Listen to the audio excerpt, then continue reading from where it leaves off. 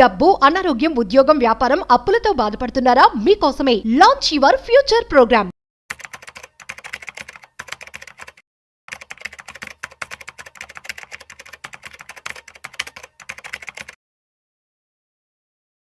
నమస్తే మాధురెడ్డి గారు. నమస్తే అండి. మాధురెడ్డి గారు, ఒక్కసారి బంగారం వెండి ధరల గురించి కాస్త డీటెయిల్ గా మాట్లాడుకుందాము.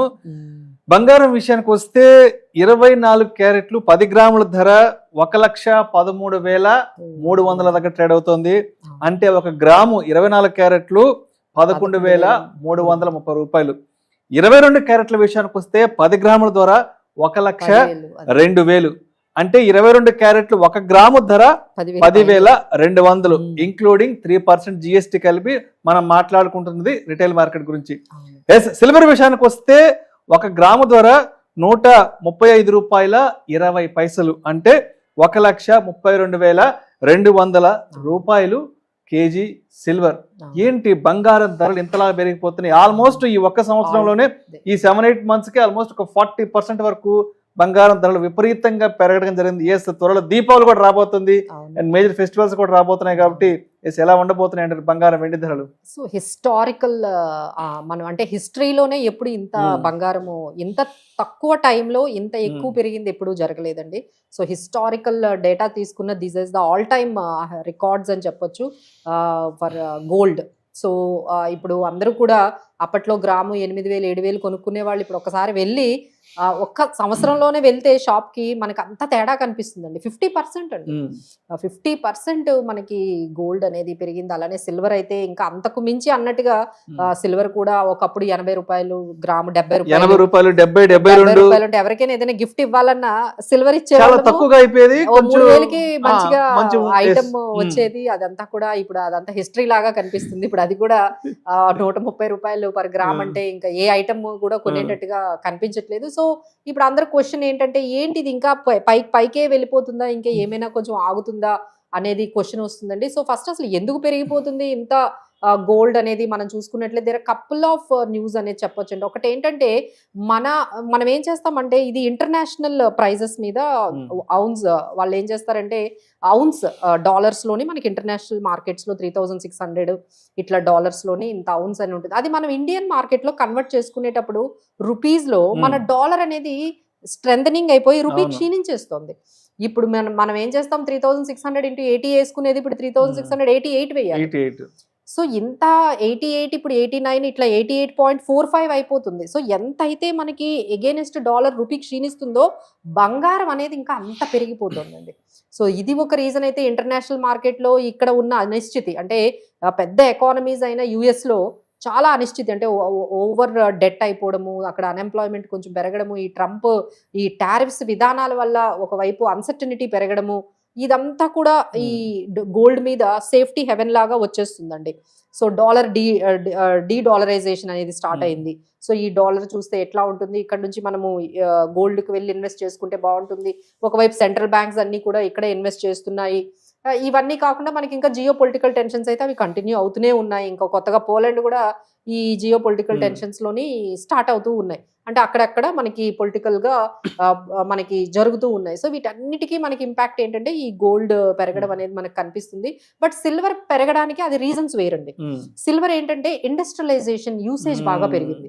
అంటే సోలార్ ఎనర్జీ అనేది ఎంత క్లీన్ ఎనర్జీ అనే కాన్సెప్ట్ ఆల్ ఓవర్ ఇండియాలోనే అంటే బిగ్గెస్ట్ ఎకానమీస్ అయినా మీరు అక్కడ యుఎస్ కానీ చైనా కానీ next biggest economy India. So ఇక్కడ కూడా మీరు చూసుకుంటే సోలార్ మనకి యూసేజ్ అనేది ఇప్పుడు ఇంటింటికి కూడా మీరు ఇప్పుడు సోలార్ చూస్తారు.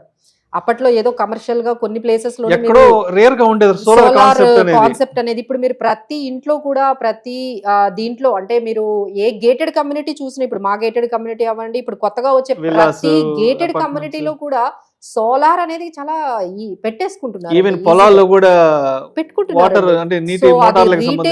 రీటైల్ వరకు వచ్చేసింది. అంటే ఇండివిజువల్ లెవెల్ వరకు సోలార్ ని వాడడం అనేది వచ్చేసింది. సో అక్కడ వల్ల మనకి ఇండస్ట్రియలైజేషన్ కన్సంప్షన్ సిల్వర్ బాగా పెరుగుతుంది. ఇంకా ఈవీ అనేది next biggest thing is happening in India, that is EV అండి. ఇప్పుడు ఈవీ స్టేషన్స్ చూస్తే అన్ని చోట్ల మనకు ఉంటున్న ఈవీ కార్లు, ఈవీ 2-వీలర్స్, అంటే మన పెనిట్రేషన్ ఇప్పుడు ఏంటంటే మిగతా మనం అడ్వాన్స్డ్ కంట్రీస్ లో చూసుకుంటే ఈవీ వాడకం 40% ఉంటుంది.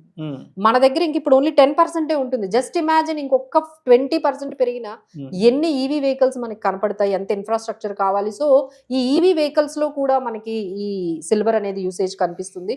సో ఈ విధంగా ఈ ఇండస్ట్రియల్ యూసేజ్ తో మనకి ఈ రెన్యూబుల్ ఎనర్జీ కానీ, కెమికల్స్, తర్వాత EVs, these are all next biggest happenings in India అండి. సో దానికి సంబంధించే మనకి సిల్వర్ కూడా ఈ విధంగా పెరుగుతుంది. సో కొన్ని మనం చూసుకున్నట్లయితే గోల్డ్ కు మించి సిల్వర్ పెరుగుతుంది. అవును. సో ఎవరైనా ఇన్వెస్ట్ చేసుకోవాలంటే మేడం అందరూ అడుగుతూ ఉంటారు, కొన్ని రోజులు ఆగమంటారా, కొంచెం తగ్గుతుందా, అప్పుడు ఇన్వెస్ట్ చేసుకుందామా, గోల్డ్ చూస్తే ఇంత పెరిగింది, సిల్వర్ చూస్తే ఏమైనా తగ్గే అవకాశాలు ఉన్నాయా అంటే ప్రతి కొంచెం తగ్గినా మీరు అలా పెరుగుతుంది తగ్గుతుంది అనేది మనం చూసుకుంటే మనం దాన్ని కొనలేమండి.